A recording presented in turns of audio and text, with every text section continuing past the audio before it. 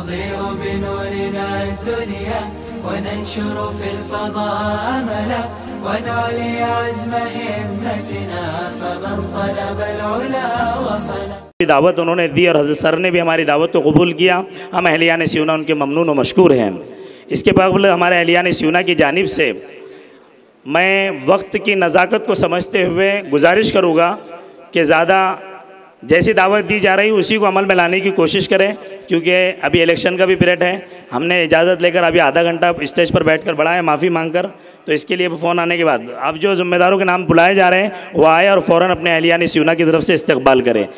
حافظ ایوب صاحب، مولانا عبدالجلیل صاحب، حافظ جعفر صاحب، حافظ عبدالجلیل صاحب، مولانا ابوبکر صاحب، مولانا مظہر صاحب، جناب اسماعیل صاحب، سلیم بھائی پنچایت سمیتی، ڈاکٹر سلمان صاحب، ڈاکٹر عبدالرشید صاحب اور عارف بھائی قریشی، ڈاکٹر عبدالعظیم صاحب، رفیق بھائی، عبدالرازق سیٹ، عمران بھائی مومن.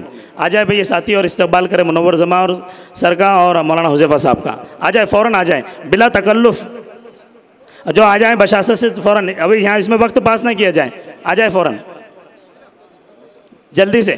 وقت کی نزاکت کو سمجھتے ہوئے فوراً تشریف لے آئیں. ابھی ہمارے جنتا پولیس اسٹیشن کے API صاحب بھی یہاں تشریف لا چکے ہیں، وہ فون آیا ہے تو ہماری بستی کی طرف سے ان کا بھی استقبال کیا جائے گا.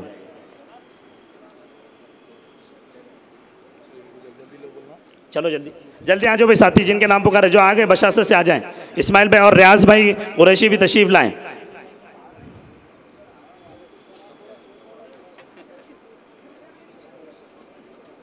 آ جائے بھی ساتھی فوراً 15 ساتھی جوڑی لگا لیں اور آ جائیں. سلیم بھائی پنچایت سمیتی بھی تشریف لائیں. آ جائیں ویسے جو ساتھی نام لینے میں چک گئے ہو آ جائیں. مولانا مظہر صاحب جلدی آ جائیں. اور مولانا مظہر صاحب کی جہاں وہ مسجد کا دروازہ ہے وہاں پر ساتھی ذرا تھوڑی سی بھیڑ کی وجہ سے دقت کر رہے ہیں. وقت کی تنگ دامانی کو سمجھتے ہوئے جگہ بنائیں بھائی ساتھی. دیو نا ادھر یہ بات نہیں دیکھ رہا. لے لوں کیا میچ؟ بس اب تھوڑا سا سر کیا بول رہے ہیں کہ جو اہم پروگرام اب بحری حضرت پہ آیا ہے تو بس ہو گیا سر.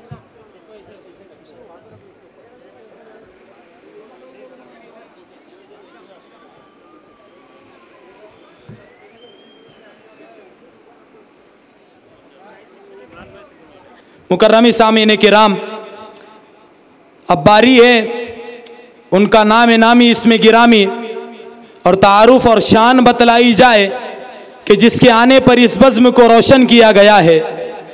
آج ہماری اس مجلس میں آنے والا ہر شخص اپنی نگاہوں کو اٹھا کر جس شخصیت کا دیدار کر رہا ہے، ہر ایک کے دل میں ان سے ملاقات کی آرزو و تمنا اچھل کر باہر آتی ہوئی ان کے آنکھوں اور لبوں سے صاف صاف نظر آ رہی ہے. وہ شخصیت ہے سرزمین عقل کوہ میں قائم دینی درسگاہ جامعہ اسلامیہ عائشہ مکل کوہ، جہاں پر شبانہ روز حضرت رئیس جامعہ غسال کعبہ آفتاب ہند کی محنتوں کا ثمرہ نظر آتا ہے. تو دوسری طرف دیکھا جائے تو سرزمین عقل کوہ میں اپنے علم و معرفت، حکمت و مصلحت اور طلباء کی محبتوں سے مالا مال اساتذہ کے محبوب، اپنے آپ میں وسیع النظر اور وسیع المطالعہ میں آپ کی نظیر آپ ہے. رہتی دنیا نے بہت سے مفکروں کو پایا ہے، لیکن اس صدی میں ہم کو ایسا مفکر نصیب ہوا ہے. وہیں دوسری طرف جامعہ عقل کوہ میں موجود عصری تعلیم میں ترقی حاصل کرنے کے لیے جو تگ و دو کر رہا ہے، جامعہ عقل کوہ میں ہر طالب علم میں عصری تعلیم سے آراستہ ہو رہا ہے، جن کی فکریں عصری شعبہ جات میں بڑی عظیم رہی ہے. بقول استاذ الاساتذہ حضرت مولانا فاروق صاحب مدنی دامت برکاتہم کہ یہ شخصیت مفکر انسانیت شخصیت ہے. وہ کون ہے؟ وہ شیخ الحدیث امیر المؤمنین فی الحدیث شیخ یونس جونپوری کے قلب میں موجود علم سے اپنے آپ کو مزین کرنے والے اور حضرت امیر المؤمنین فی الحدیث کی معرفت، عظمت و محبت ذیشان بھی آپ حضرت والا کو نصیب ہوئی ہے. وہیں دوسری طرف حضرت باندوی کی تربیت اور کاپود روی کی رہنمائی تو معروفی، فلاحی، مدنی اور سپونی کے نور نظر. وہیں دوسری طرف شیخ عبد المجید الندیم کی دعاؤں کا ثمر، جنہوں نے فرمایا تھا کہ سعید الرحمن و حذیفۃ بن الیمان ابنان وستان فبأي آلاء ربكما تكذبان. جامعہ کلکوا کے مدیر تنفیذی حضرت ابو حمزہ حذیفہ بن محمد غلام وستانوی دامت برکاتہم العالیہ حضرت کو دعوت دیتا ہوں کہ حضرت آئے اور سامعین اور عوام الناس سے خطاب فرمائے. زوردار نعرے کے ساتھ حضرت کا استقبال کرے. نعرہ تکبیر، نعرہ تکبیر، نعرہ تکبیر.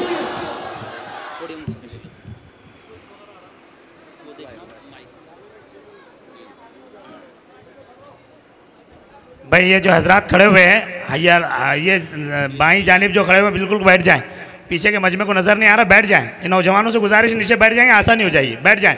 حضرت خود فرما رہے بیٹھ جائیں. میں نیچے بیٹھ جائیں. ماشاءاللہ بیٹھ جائیں. ذکر اسپیکر کے سامنے کے بھی جو حضرات کھڑے ہو بیٹھے، ذرا بیٹھو نیچے، بیٹھ جاؤ. بالکل بسم اللہ بول کر بیٹھ جائیں. بستی کے حضرات بیٹھے ماشاءاللہ. بسم اللہ الرحمن الرحیم. الحمد للہ رب العالمین والعاقبۃ للمتقین والصلاة والسلام علی سید الانبیاء والمرسلین سیدنا وحبیبنا وحبیب رب العالمین محمد وعلی آلہ واصحابہ ومن هدى بهدیہ الی یوم الدین. قال اللہ تبارک وتعالی فی کتابہ المجید والفرقان الحمید. فاعوذ باللہ من الشیطان الرجیم. بسم اللہ الرحمن الرحیم. وأخرجكم من بطون أمهاتكم لا تعلمون شيئا. وقال النبي صلى الله عليه وسلم أكثر ما يدخل الناس الجنة هو حسن الخلق، أو كما قال صلى الله عليه وسلم. سب سے پہلے ہم رب کریم کا شکر ادا کرتے ہیں کہ رب ذوالجلال نے مجھے اور آپ کو اور ہم سب کو ایمان اور اسلام جیسی عظیم نعمت سے مالا مال کیا، اور ہمیں امام الانبیاء والمرسلین خاتم النبیین احمد مصطفیٰ محمد مجتبی حبیب کبریہ صلی اللہ علیہ وسلم کی امت میں پیدا کیا. ویسے تو اس دنیا میں اللہ نے بہت سی مخلوق پیدا کی، مگر اللہ کی مخلوق میں سب سے زیادہ جس مخلوق کو اللہ نے فضیلت اور اہمیت عطا فرمائی ہے وہ ہے حضرت انسان.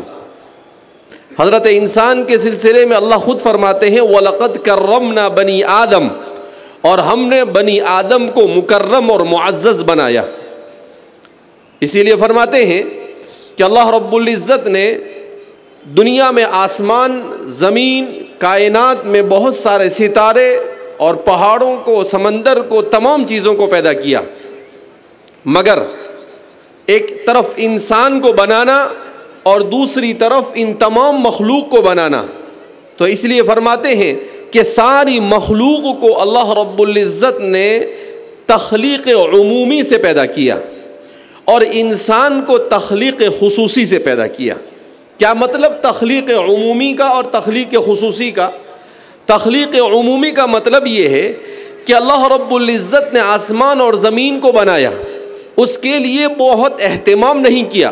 قرآن نے کہہ دیا کہ اللہ رب العزت نے آسمان اور زمین کو 6 دنوں میں بنایا، اور ان 6 دنوں میں آسمان کو کیسے بنایا، زمین کو کیسے بنایا، اس کو بنانے سے پہلے اللہ نے کسی کو انفارمیشن دی، کسی کو معلومات دی یا نہیں، کسی چیز کو ذکر نہیں کیا. تو انسان کو چھوڑ کر جتنی بھی چیزیں ہیں یہ تمام کے تمام یہ جنرل کریشن ہے. اللہ نے جنرل طور پر یہ پیدا کیا. جیسے ہم ٹرین میں سفر کرتے ہیں تو ایک جنرل ڈبہ ہوتا ہے اور ایک اے سی ہوتا ہے، دونوں میں بڑا فرق ہوتا ہے. بالکل اسی طریقے سے جب حضرت آدم علیہ السلام کو اللہ رب العزت نے بنانے کا ارادہ کیا تو اللہ نے آدم علیہ السلام کو پیدا آپ کی تخلیق سے پہلے حضرات ملائکہ سے کہا وَإِذْ قَالَ رَبُّكَ لِلْمَلَائِكَةِ إِنِّي جَاعِلٌ فِي الْأَرْضِ خَلِيفَةً. یہ اس کو کہتے ہیں اسپیشل کریشن، کہ اللہ رب العزت نے ایک خاص مقصد کے لیے حضرت انسان کو پیدا کیا، اور اس مقصد کو بیان کرنے کے لیے اس وقت جو سب سے افضل مخلوق ملائکہ تھے، ان ملائکہ کو اللہ نے جمع کر کر کہا کہ انی جاعل فی الارض خلیفہ، کہ میں زمین میں اپنا خلیفہ بنانے جا رہا ہوں. کیا مطلب؟ میں زمین میں ایک ایسی مخلوق بنانے کا ارادہ کر رہا ہوں جو مخلوق میری نیابت کا کام انجام دے گی، جو مخلوق خالق کی صفات کا پرتو ہوگی، ایسی مخلوق کو میں پیدا کرنے جا رہا ہوں۔ فرشتوں نے کہا اتجعل فیہا من یفسد فیہا ویسفک الدماء، اے اللہ آپ ایسی مخلوق بنائیں گے جو خون بہائے گی اور زمین میں فتنہ اور فساد مچاتی پھرے گی۔ نحن نسبح بحمدک ونقدس لک، ہم ہیں آپ کی تسبیح اور آپ کی تقدیس بیان کرنے کے لیے۔ اللہ نے کہا کہ میں تمہیں صرف آگاہ کرنا چاہتا تھا، تم سے کوئی مشورہ نہیں مانگ رہا تھا، تمہیں یہ کیا کہنے کی ضرورت تھی انی اعلم ما لا تعلمون، میں جانتا ہوں تم نہیں جانتے ہو۔ اس طرح سے ایک ماحول بنایا، اور ماحول بنانے کے بعد حضرت آدم علیہ السلام کو اللہ رب العزت نے پیدا کیا۔ احادیث مبارکہ میں ہے کہ حضرت جبریل کو زمین پر بھیجا گیا اور مختلف زمین کے خطوں پہ جا کر آپ نے مختلف رنگ کی مٹی کو جمع کیا، اس میں پانی کو ڈالا کیا، اور پھر اس کے بعد اللہ نے اس کو ایک مدت کے لیے چھوڑ دیا۔ قرآن نے ان تمام کے تمام تفصیلات کو مختلف مقامات پر بڑی تفصیل کے ساتھ بیان کیا۔ آج ہمارے لیے سب سے بڑا مسئلہ یہ ہے کہ اسکول میں یہ کہ انسان کیسے بنا، دنیا کیسے بنی، اس پر تفصیل کے ساتھ گفتگو ہوتی ہے، مگر ہمارا مسلمان اسلام اس سلسلے میں کیا کہتا ہے اس تفصیل کو جاننے کی کوشش اور فکر نہیں کرتا ہے، جس کی وجہ سے بڑے ہونے کے بعد وہ کنفیوژن کا شکار ہو جاتا ہے۔ وہ سوچتا ہے کہ ایک مجھے اسکول میں پڑھا اور ادھر مجھے قرآن پڑھا تو دیا گیا مگر میں نے قرآن کو سمجھا نہیں، جب قرآن کو سمجھا نہیں تو اس کے سامنے وہ تفصیل نہیں آئی تو پھر وہ کنفیوژن کا شکار ہوتا ہے، اس کے ذہن و دماغ میں شکوک و شبہات پیدا ہوتے ہیں۔ اور آج کی دنیا میں چونکہ ہم دیکھ رہے ہیں کہ پوری دنیا میں میڈیا کے ذریعے سے لوگ، ہر مذہب والے اور ہر قسم کے لوگ، خاص طور پر جو بے دین اور ملحد ہے، وہ اپنی باتوں کو لوگوں تک پہنچانے کی کوشش کر رہے ہیں۔ ایسے میں ہمارا نوجوان یہ ڈر محسوس ہوتا ہے کہ کہیں یہ آہستہ آہستہ ایمان جیسی عظیم نعمت سے دور نہ ہو جائے۔ اس لیے ضرورت اس بات کی ہے کہ ہم اس بات کو سمجھیں کہ ہم کون ہیں، ہم کیا ہے، ہمیں کس نے بنایا، ہمیں کیوں بنایا، کس مقصد سے ہم اس دنیا میں آئے، اور ہمیں اس دنیا میں رہ کر کیا کرنا ہے، اور ہم کیا کریں گے تو اس دنیا کے بعد آخرت کی زندگی میں ہمارا انجام کیا ہو سکتا ہے۔ یہ بہت بڑے بڑے سوالات ہیں جو ہر انسان کے ذہن میں گردش کرنے چاہیے، اور ہر انسان کو ان سوالات کے جوابات ڈھونڈنے چاہیے۔ فلاسفہ نے اس کے جوابات ڈھونڈے، انہیں ان کے جواب نہیں ملے۔ سائنسدانوں نے اس کے جواب کو ڈھونڈنے کی کوشش کی، انہیں اس کا جواب نہیں مل سکا، مگر اللہ نے اپنی کتاب قرآن کریم میں ہر سوال کا جواب ہمیں دے دیا۔ اللہ نے کہا کہ وَمَا خَلَقْتُ الْجِنَّ وَالْإِنسَ إِلَّا لِيَعْبُدُونَ، انسان کے ذہن میں سوال کہ مجھے کیوں بنایا؟ کہا ہم نے تمہیں اپنی عبادت کے لیے بنایا۔ انسان کے ذہن میں سوال آیا کہ کیا صرف یہی دنیا ہے؟ اَيَحْسَبُ الْإِنسان، کہ کیا انسان یہ سمجھتا ہے أَن يُتْرَكَ سُدًى، کہ اسے ایسے ہی چھوڑ دیا جائے گا اور اس کا کوئی حساب کتاب نہیں ہوگا؟ کہا نہیں۔ قرآن کریم میں اللہ رب العزت فرماتے ہیں کہ جب قیامت کا دن قائم ہوگا وَنُفِخَ فِي الصُّورِ فَإِذَا هُم مِّنَ الْأَجْدَاثِ إِلَىٰ رَبِّهِمْ يَنْسِلُونَ، تو ساری انسانیت اپنی قبروں سے اٹھے گی اور اٹھنے کے بعد اللہ کے دربار میں حاضر ہوگی، اور ہر انسان سے اس کی زندگی کے ایک ایک سیکنڈ کا حساب لیا جائے گا۔ اللہ پوچھے گا کہ کیا کیا تم نے؟ ہم نے تمہیں انسان بنا کر بھیجا، ہم نے تمہیں مسلمان بنایا، ہم نے تمہاری ہدایت کے لیے انبیاء کو بھیجا، ہم نے تمہیں مہذب زندگی گزارنے کے لیے شریعتیں تمہارے اوپر نازل کی، تم نے ان شریعتوں کا کیا کیا؟ تم نے کتنی میری بات مانی اور کتنی اپنے خواہشات پر تم نے عمل کیا؟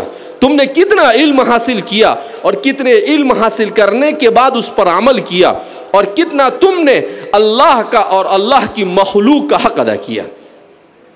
اس لیے انسان بن کر آنا جہاں پر بہت بڑی نعمت ہے وہیں پر اس اہمیت کو سمجھنا کہ مجھے اپنی زندگی کے ایک ایک لمحے کا جواب دینا ہے، یہ ہمارے نوجوان کو اس بات کو سمجھنا چاہیے۔ کیوں؟ اس لیے کہ اس وقت کا سب سے بڑا فتنہ وہ ہے انسان اپنے وقت کو موبائل پر بیکار چیزوں میں استعمال کر رہا ہے۔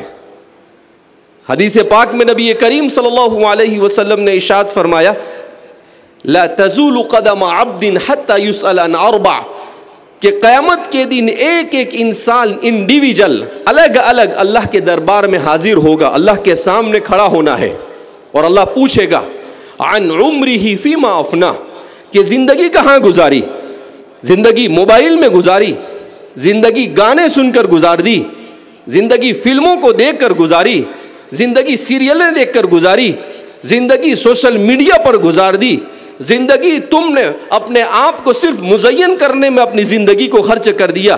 تمہیں اس لیے دنیا میں بھیجا گیا تھا کہ تم چوراہوں پر موبائل لے کر بیٹھے رہو، تمہیں اس لیے اس دنیا میں بھیجا تھا کہ تم موبائل کے اندر میں گیم کھیلتے رہو، تمہیں اس لیے اس دنیا کے اندر بھیجا تھا کہ تم بد اخلاقی اور بدکرداری کا شکار ہو جاؤ، تمہیں اس لیے اس دنیا میں بھیجا گیا تھا کہ تم لوگوں کو تکلیف پہنچاتے پھرو۔ یہ سارے سوالات اللہ پوچھے گا عن عمرہ فیما افنا، زندگی کہاں گزاری؟ کیا جواب دیں گے اللہ کے سامنے؟ ہمارے پاس کوئی جواب نہیں ہوگا۔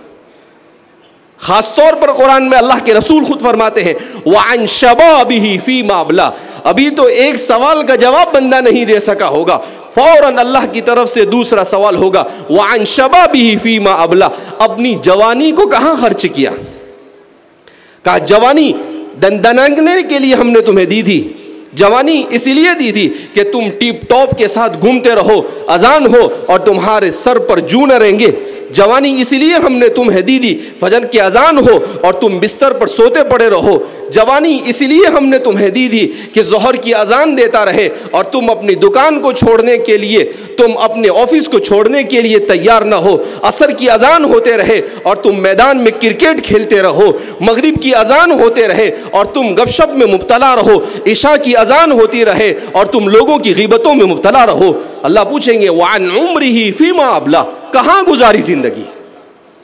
نوجوانی اس لیے دی تمہیں طاقت دی، تمہیں قوت دی، تم اپنے بلبوتے پر سب کچھ کر سکتے ہو، یہ سب کیوں دیا تھا ہم نے؟ تم ایسا سمجھتے ہو کہ اس کا کوئی حساب نہیں لینے والا ہے؟ اللہ فرماتے ہیں ایک ایک سیکنڈ کا حساب دینا پڑے گا۔ وعن شبابہ فیما ابلا، کہاں گزاری جوانی؟ اس لیے میرے نوجوانوں کان کھول کر سنو، اتنی آسان نہیں ہے موت کے بعد کی زندگی۔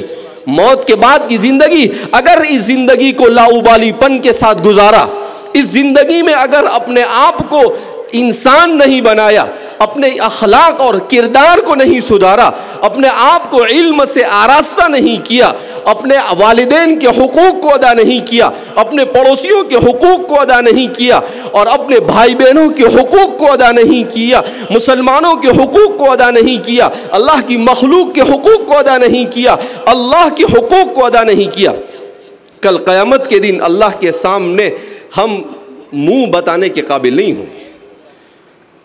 حدیث پاک میں ہے کہ انسانوں سے کہا جائے گا، سارے انسان آدم علیہ نبینا علیہ الصلاۃ والسلام سے لے کر آخر میں پیدا ہونے والا انسان سب کھڑے ہوں گے، اور سب کھڑے ہوں گے اور کہا جائے گا کہ جس نے دنیا میں ہمارے لیے نماز پڑھی وہ سجدے میں چلے جائے۔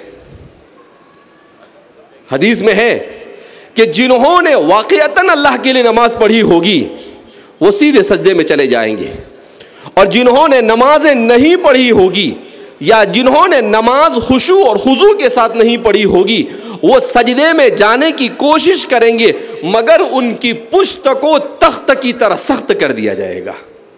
وہ ہزار کوشش کریں گے کہ کسی طرح سے سجدے میں چلے جائے، مگر ذرہ برابر بھی ان کے اندر طاقت نہیں ہوگی کہ وہ سجدہ کر سکے، اور جب وہ سجدہ نہیں کر سکیں گے تو پھر اللہ رب العزت کی طرف سے اعلان ہوگا جنہوں نے دنیا میں ہمارے سامنے سجدہ نہیں کیا انہیں اٹھا کر جہنم میں ڈھکیل دیا جائے۔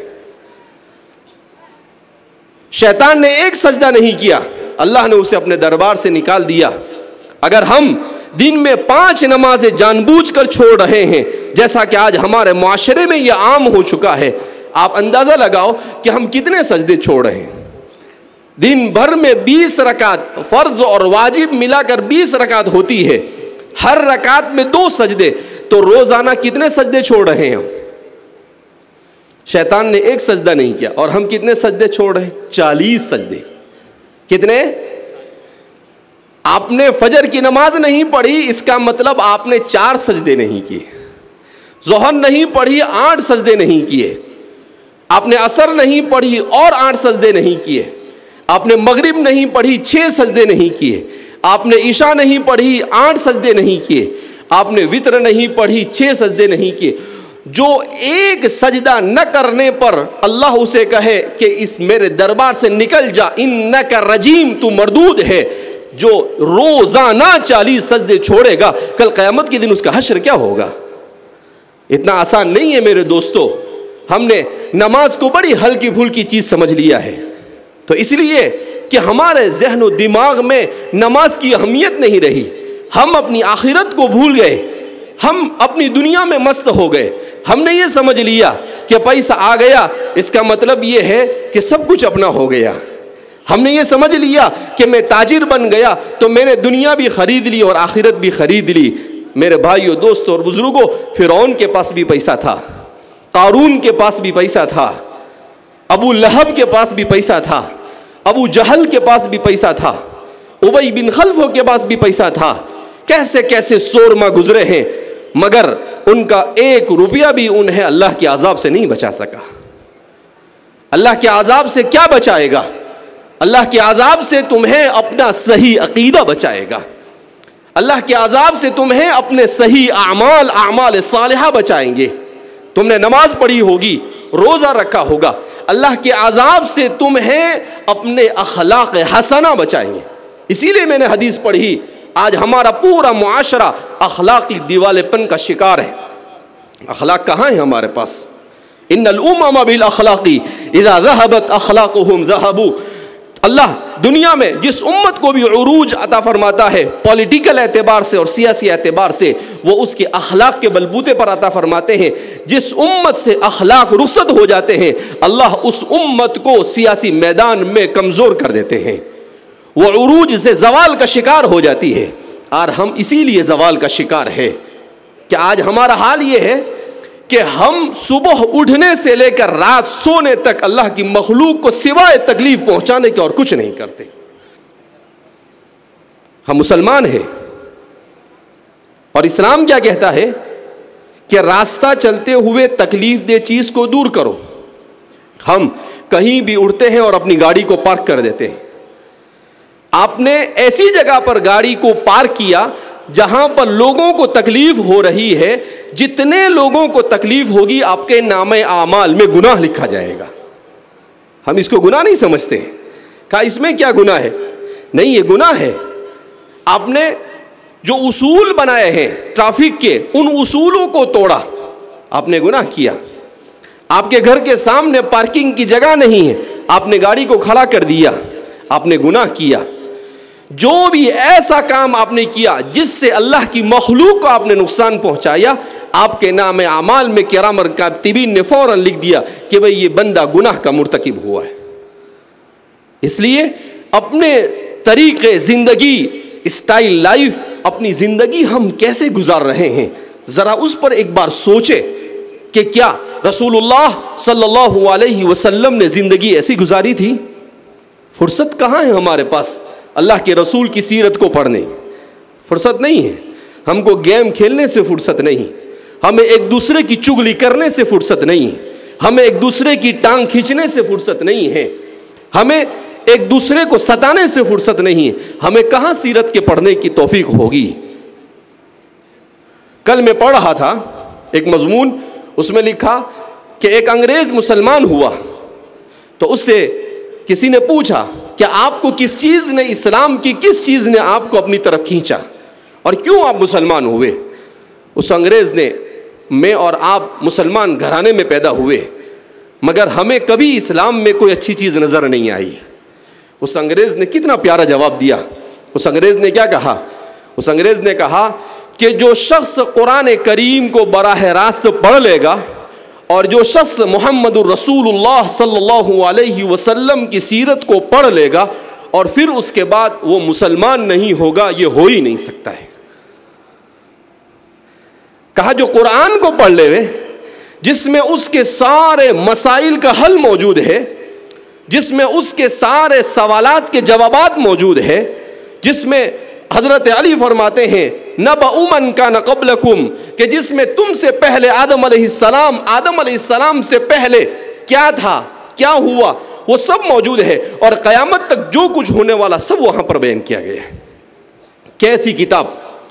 دنیا میں کوئی انسائکلوپیڈیا ایسا آج تک تیار نہیں ہوا، دنیا میں کوئی کتاب 1000 نہیں۔ قرآن کریم کیا کہتا ہے؟ فَإِن لَمْ تَفْعَلُوا وَلَن تَفْعَلُوا، کہ سارے انسان اور جنات جمع ہو جائے، ساری ذہانت کو خرچ کر دے وے۔ فرماتے ہیں فَإِن لَمْ تَفْعَلُوا وَلَن تَفْعَلُوا، کہ نہ تو قرآن کی ایک آیت لا سکتے ہیں اور نہ اس کا ایک ٹکڑا بنا سکتے ہیں۔ ایسی کتاب اللہ نے عطا فرمائی، مگر گھر کی مرغی دال برابر، ہم نے اس کو کوئی اہمیت نہیں دی۔ ہم نے کبھی نہیں سوچا کہ جس قرآن کو میں بچپن سے پڑھتا آ رہا ہوں، میں نماز پڑھ رہا ہوں، ذرا جا کر کسی مولانا سے معلوم کروں کہ یہ سورہ فاتحہ میں میرا خالق مجھے اور کیا کہنا چاہتا ہے۔ ہم نے کبھی سوچا کہ ہم قل هو اللہ احد پڑھتے ہیں، اس کا مطلب کیا ہے؟ نہیں، ہمارے پاس وقت نہیں۔ حضرت علی فرماتے ہیں کہ نبی کریم صلی اللہ علیہ وسلم نے ارشاد فرمایا میری امت پر ہلاکت خیز فتنے آئیں گے، اور صحابہ نے فوراً سوال کیا مل مخرج منہا یا رسول اللہ کے رسول صلی اللہ علیہ وسلم ان فتنوں سے ہم کیسے نکلیں گے؟ حضور نے کہا کتاب اللہ، جو اللہ کی کتاب کو مضبوطی سے تھام لے گا دنیا کا کوئی فتنہ اسے ٹس سے مس نہیں کر سکے گا۔ تو میرے بھائیو، دوستو اور بزرگوں، ایک مرتبہ اپنی زندگی پر غور کریں۔ یہ مجمع میں جمع ہو جانا یہ کافی نہیں ہے، نعرے لگا دینا یہ کامیابی نہیں ہے، جوش اور جذبے میں آ جانا یہ کامیابی نہیں ہے۔ کامیابی یہ ہے کہ ہم اللہ کی کتاب کو پڑھ کر اس کی ایک ایک آیت پر عمل کرنے کا عہد کر یہاں سے اٹھیں۔ کامیابی یہ ہے۔ قرآن کریم کہتا ہے فَمَنْ زُحْزِحَ عَنِ النَّارِ وَأُدْخِلَ الْجَنَّةَ فَقَدْ فَازَ۔ کہا تو کیا سمجھتا ہے کہ تو الیکشن جیت جائے گا تو کامیاب ہو جائے گا؟ تو کیا سمجھتا ہے کہ تو علم حاصل کر لے گا تو کامیاب ہو جائے گا؟ تو کیا سمجھتا ہے کہ کوئی بڑا پروفیسر بن جائے گا تو کامیاب ہو جائے گا؟ تو یہ سمجھتا ہے کہ بڑا تاجر بن جائے گا تو کامیاب ہو جائے گا؟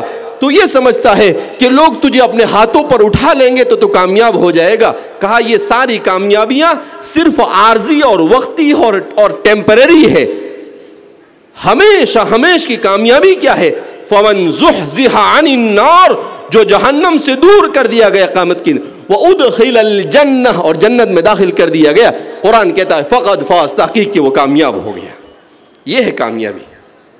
اسی لیے تو قرآن کہتا ہے وَأَمَّا مَنْ أُوتِيَ كِتَابَهُ بِيَمِينِهِ فَيَقُولُ هَاؤُمُ اقْرَءُوا كِتَابِيَهْ۔ دنیا میں انسان امتحان دیتا ہے، 10ویں کا، 12ویں کا، اور امتحان دینے کے بعد اپنے رزلٹ کا انتظار کرتا ہے کہ میرا رزلٹ آئے گا، اور جب اچھا رزلٹ آتا ہے کہ بھائی 90%، 95% آئے، تو وہ اپنا رزلٹ لے کر اپنے ابا کو بتاتا ہے، اپنی امی کو بتاتا ہے، اپنے رشتہ داروں کو بتاتا ہے، اپنے دوستوں کو بتاتا ہے۔ کہا بالکل یہی صورتحال قیامت کے دن ہوگی۔ وَأَمَّا مَنْ أُوتِيَ كِتَابَهُ بِيَمِينِهِ، جس کو اس کا نام اعمال سیدھے ہاتھ میں دے دیا جائے گا، وہ کیا کرے گا؟ فَيَقُولُ هَاؤُمُ اقْرَءُوا كِتَابِيَهْ، وہ اسے ہوا میں لہرائے گا اور کہے گا کہ دیکھو یہ ہے میرا نام اعمال۔ اللہ کی قسم میں کامیاب ہو گیا۔ کیا کہے گا؟ میں کامیاب ہو گیا، اللہ کے عذاب سے بچ گیا، جہنم سے دور کر دیا گیا، اور جنت کا پروانہ مجھے دے دیا گیا۔ قرآن کہتا ہے فَأَمَّا مَنْ أُوتِيَ كِتَابَهُ بِيَمِينِهِ فَيَقُولُ هَاؤُمُ اقْرَءُوا كِتَابِيَهْ۔ آگے قرآن بیان کرتا ہے وَأَمَّا مَنْ أُوتِيَ كِتَابَهُ بِشِمَالِهِ فَيَقُولُ يَا لَيْتَنِي لَمْ أُوتَ كِتَابِيَهْ۔ جس نے زندگی میں نماز نہیں پڑھی ہوگی، جس نے اپنے اخلاق کی اصلاح نہیں کی ہوگی، جس نے اپنے بچوں کی تربیت نہیں کی ہوگی، جس نے زندگی پر لوگوں کو ستا کر پوری زندگی گزاری ہوگی، اس کا کیا حشر ہوگا؟ وَأَمَّا مَنْ أُوتِيَ كِتَابَهُ بِشِمَالِهِ، جس کو اس کی کتاب اس کے بائیں ہاتھ میں دی جائے گی، وہ کہے گا، کیا کہے گا؟ یا لیتنی لم اوت کتابیہ، ہائے کاش کہ میرا نام اعمال مجھے دیا ہی نہ جاتا۔ صرف اتنے پر بس نہیں کیا قرآن کریم نے، قرآن آگے کہتا ہے وَأَمَّا مَنْ أُوتِيَ كِتَابَهُ بِشِمَالِهِ فَيَقُولُ یا لیتنی لم اوت کتابیہ وَلَمْ أَدْرِ مَا حِسَابِیہ، اور ہائے کاش کہ یہ حساب کا دن ہوتا ہی نہیں۔ یا لیتہا کانت القاضیہ، ہائے افسوس کتنا برا فیصلہ ہوا ہے میرے حق میں۔ ابھی تو سوچ ہی رہا ہوگا، پشیمانی میں مبتلا ہوگا کہ کیوں میں نے اپنی زندگی کو ایسے ہی گزار دیا۔ اللہ کی طرف سے اعلان ہوگا خذوہ فغلوہ ثم الجحیم صلوہ، فرشتوں کو کہا جائے گا اسے پکڑ لو، زنجیروں میں جکڑ دو اور جہنم میں پھینک دو اسے۔ پھر وہ کہے گا، اللہ سے کہے گا لو ان لنا کرۃ فنکون من المحسنین، اے اللہ ایک بار پھر دنیا میں بھیج دے، ایک دم صبح صاحب بن کے آؤں گا، ایک نماز نہیں چھوڑوں گا، کوئی گناہ نہیں کروں گا۔ اللہ کہیں گے چگ گئی چڑیا کھیت، اب کوئی چانس نہیں، پیدا ہوا وہاں سے لے کر موت تک چانس ہی چانس تھا، آج اب کوئی چانس نہیں ملے گا، کہاں جائے گا تو؟ ہم نے سورج کو ختم کر دیا، ہم نے چاند کو ختم کر دیا، ہم نے زمین کو ختم کر دیا، ہم نے پہاڑوں کو ختم کر دیا، ہم نے سمندروں کو ختم کر دیا، کوئی جگہ ہی نہیں تیرے رہنے کے لیے، کہاں جائے گا؟ اب تو دو ہی ٹھکانے ہیں، یا تو جنت ہوگی یا جہنم ہوگی، اس کے علاوہ اور کوئی ٹھکانہ نہیں۔ میرے بھائیو، دوستو اور بزرگوں، یہ ہے اللہ کی کتاب جو ہمیں یہ پیغامات دے رہی ہے۔ ہمیں 21ویں صدی میں آنے کے بعد اپنے آپ کو خوش قسمت سمجھنا چاہیے کہ اللہ نے کتنی ساری سہولتیں ہمیں عطا فرمائی۔ ان ساری سہولتوں کے بعد تو ہمیں اللہ کا شکر گزار بندہ بن کر ایسی زندگی گزارنی چاہیے تھی کہ صحابہ اور ان کے پہلے جو لوگ ہم سے پہلے گزرے وہ بھی ہم پر رشک کرتے، مگر افسوس ہے کہ ہم نے نعمتوں کے ملنے کے بعد اپنے آپ کو گناہوں کے سمندر میں ڈبو دیا۔ ہم نے نہیں سوچا کبھی کہ میں جو کر رہا ہوں اس سے میرا خالق راضی نہیں ہوگا، وہ ناراض ہوگا۔ ہمیں تو دوسروں کو خوش کرنے کی پڑی ہوئی ہے، ہمیں اپنی دنیا بنانے کی پڑی ہوئی ہے۔ اس لیے میرے بھائیو، دوستو اور بزرگوں، ایک واضح پیغام یہاں سے لے کر جائیے۔ آپ اتنی محنت سے یہاں پر جمع ہوئے، آپ کو جمع کرنے کے لیے محنت کی گئی، ایک واضح پیغام لے کر جائیے کہ با مقصد زندگی گزاریں گے انشاءاللہ۔ کیسی زندگی گزاریں گے؟ با مقصد۔ ہم بہترین امانت دار تاجر بنیں گے، ہم بہترین علم دین کے حاصل کرنے کے بعد بہترین عالم بنیں گے، ہم انجینئر بھی بنیں گے، مگر سچا اور پکا مسلمان بنیں گے۔ چاہے کتنی ہی ڈگریاں ہمارے پاس ہو، چاہے کتنی ہی تنخواہیں ہمیں مل جائے، چاہے کتنا ہی مال مل جائے، اگر دین نہیں ہے تو سب کچھ بیکار ہے۔ مسلمان کے لیے سب سے اہم اور بنیادی چیز اس کا دین ہے۔ اس لیے اپنے ایمان کو بچانے کی فکر کریں، اپنے گھر کو ایمان اسلامی ماحول بنائیں۔ ہماری بہنیں بھی یہاں پر جمع ہیں، وہ بھی سن لیں، اگر کسی معاشرے میں عورتیں صحیح راستے پر آ جائے گی تو وہ معاشرہ اصلاح کی راہ پر آسانی کے ساتھ گامزن ہو جائے گا۔ رسول اللہ صلی اللہ علیہ وسلم پر سب سے پہلے ایمان کون لایا؟ سیدہ حضرت خدیجۃ الکبریٰ۔ اللہ کے رسول صلی اللہ علیہ وسلم نے فرمایا کہ میں حضرت خدیجہ کا حق ادا نہیں کر سکتا ہوں۔ اللہ کے رسول کو سنبھالا۔ عورت وہ ہوتی ہے جو اپنے گھر کو سنبھالتی ہے، جو اپنے گھر کو جنت کا نمونہ بناتی ہے۔ فاطمہ الزہرا، اللہ کے رسول صلی اللہ علیہ وسلم پر قربان جائیے، کیسی تربیت کی اپنی بیٹیوں کی۔ فاطمہ آتی ہے اور کہتی ہے اللہ کے رسول صلی اللہ علیہ وسلم سے کہ بچوں کو پالنا بھی پڑتا ہے، حسن حسین کو، ساتھ میں کھانا بھی بنانا پڑتا ہے، گھر میں جھاڑو بھی دینا پڑتا ہے، آٹا بھی پیسنا پڑتا ہے، ہاتھ میں زخم ہو گئے ہیں، اگر آپ کسی بادی کا انتظام کر دو تو اچھا رہے گا، گھر میں کوئی کام والی آ جائے۔ نبی کریم صلی اللہ علیہ وسلم نے کام والی کا انتظام نہیں کیا۔ آپ صلی اللہ علیہ وسلم نے کہا میری بیٹی فاطمہ یہ دنیا ہے، اس دنیا میں ایسے ہی زندگی گزاری جاتی ہے مشقتوں کے ساتھ. کون فاطمہ؟ سیدۃ نساء اہل الجنہ، جنت کی عورتوں کی سردار ہے اور اپنا سارا کام کرتی ہے. ہمارے گھر میں عورت 2-4 کام کرے گی اور اس کے بعد کیا کہے گی کہ سارے جھمیلے مجھے ہی سر پر لے کر چلنے ہیں. سارے کام کرتی تھی. حضور نے کیا کہا کہ فاطمہ ہر نماز کے بعد 33 مرتبہ سبحان اللہ، 33 مرتبہ الحمدللہ، 33 مرتبہ اللہ اکبر پڑھ لو، یہ دنیا و ما فیہا سے بہتر ہے. آئی نوکرانی لینے کے لیے اور حضور نے ذکر اور ورد لے کر بھیج دیا. کیوں؟ اس لیے کہ آپ اسی پیغام کو لے کر اس دنیا میں آئے تھے. لا تزال لسانک رطبا عن ذکر اللہ، کہ ہمیشہ اپنی زبان اللہ کے ذکر سے معمور رہے. آج ہماری زبانیں گالیوں سے بھری ہوئی ہے، آج ہماری زبانیں غیبتوں سے، چگلیوں سے بھری ہوئی ہے، آج ہماری زبانیں لوگوں کو تکلیف پہنچاتی ہے. ہم نہیں سوچتے ہیں بولنے سے پہلے کہ میرا یہ بولنا کس کے دل کو چھلنی کر دے گا. جو سمجھ میں آیا بک دیا. قرآن کریم میں اللہ فرماتے ہیں ما يلفظ من قول الا لديه رقیب عتید. کیا سمجھتے ہو تم ایسے ہی بولے چلے جاؤ گے؟ کہ ما يلفظ من قول الا لديه رقیب عتید. جو کلمہ بھی اپنی زبان سے نکالتے ہو ایک ہے فرشتہ جو تمہارے ایک ایک کلمے کو ریکارڈ کر رہا ہے، اور وہ سارا ریکارڈ قیامت کے دن لا کر کھڑا کر دے. کہے گا یہ فلاں فلاں فلاں کو فلاں ٹائم پر گالیاں دی تھی، فلاں کی غیبت کی تھی، فلاں کو تکلیف پہنچائی تھی. اس لیے میرے بھائیو، دوستوں اور بزرگوں، بڑی ذمہ دارانہ اپنی زندگی گزارنے کی ضرورت ہے. اپنے آپ کو علم دین سے آراستہ کیجئے، اپنے آپ کو اچھے اخلاق سے آراستہ کیجئے، اپنے آپ کو قرآن سے آراستہ کیجئے. ہماری مسجدوں میں قرآن کی دروس ہونے چاہیے، ہمارے گھروں میں کتاب کی تعلیم ہونی چاہیے. ہمارے یہاں پر لوگوں کی ادھر تیری میری کرنے کی بجائے صحابہ کی سیرتوں کا مطالعہ ہونا چاہیے، رسول اللہ کی سیرت کا مطالعہ ہونا چاہیے. بہرحال اللہ رب العزت ہم سب کے یہاں پر جمع ہونے کو قبول فرمائے. اللہ رب العزت ہم سب کو اپنی آخرت کی تیاری کرنے کی توفیق مرحمت فرمائے، اور اللہ ہم سب سے راضی ہو جائے، ایسے اعمال کی توفیق مرحمت فرمائے. میں اخیر میں شکر گزار ہوں مفتی محسن اور ان کے رفقا کا، اور ہمارے مہمان منور زماں صاحب کا، کہ وہ ہماری دعوت پر یہاں پر تشریف لائے اور آپ حضرات نے یہ ہمارا استقبال کیا. بہرحال ہمیں خوشی اس وقت ہوگی جب آپ کو جو پیغام دیا جا رہا ہے اس پیغام کو آپ اپنے دل کے کان سے سن کر جائیں اور اس پر عمل کریں. یہ ہمارے اس پروگرام کی کامیابی ہے. صرف بھیڑ یہ کامیابی نہیں ہے کہ 5,000 10,000 لوگ جمع ہو گئے، نہیں، کامیابی یہ ہے کہ کتنے لوگ اس پر عمل کرتے ہیں. اس لیے آپ حضرات اس نیت اور ارادے کے ساتھ یہاں سے جائیں کہ انشاءاللہ ہم اپنے آپ ہماری مسجدوں کو آباد کریں گے بھائی. ہماری عورتیں اپنے گھروں میں 5 وقت کی نماز اہتمام کے ساتھ پڑھیں گے بھائی. ہم اپنی عورتوں کو نماز پڑھائیں. شوہر سے پوچھا جائے گا کہ تو نے اپنی بیوی کو دین سکھایا ہے نہیں.